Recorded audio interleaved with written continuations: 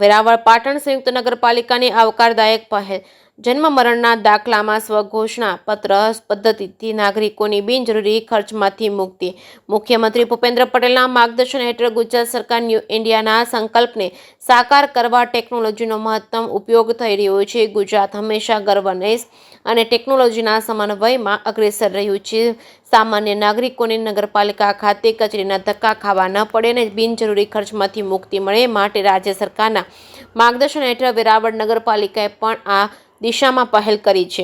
વેરાવળ પાટણ સંયુક્ત નગરપાલિકા office superintendent દિવગત દવેએ જણાવ્યું હતું કે જન્મ મરણના દાખલામાં 4 મહિનાથી સોગંદનામા લેવાની પ્રથા બંધ કરવામાં આવી છે. લોકોને સહેલાઈથી જન્મ મરણના દાખલા પ્રાપ્ત થાય તે માટે સ્વઘોષણાપત્ર સિસ્ટમ દાખલ કરવામાં આવી છે, જેથી લોકોને બિનજરૂરી ખર્ચમાંથી મુક્તિ મળે.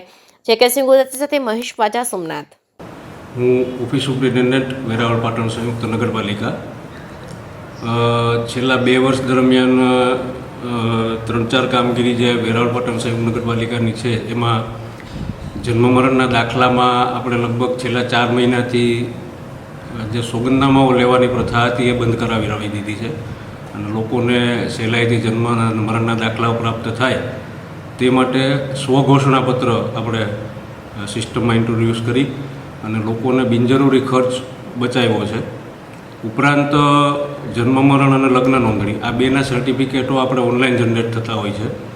ઘણીવાર સર્વરના ઇસ્યુના કારણે આપણે સમયસર નથી ફાળવી શકતા, પરંતુ વેરાવળ નગરપાલિકાએ એક આગોતરી પહેલ કરી છે અને જન્મ મરણના અને લગ્ન નોંધણીના દાખલાઓ માટે જે અરજદાર અહીંયા એપ્લાય થયા છે એમના પ્રમાણપત્રો લેવા માટે ધક્કા ન ખાવા પડે એ માટે આપણે અહીંથી મોબાઈલ ફોન ઉપર એમને અપડેટ આપીએ છીએ કે તમારો દાખલો તૈયાર છે, આવીને મેળવી લ્યો.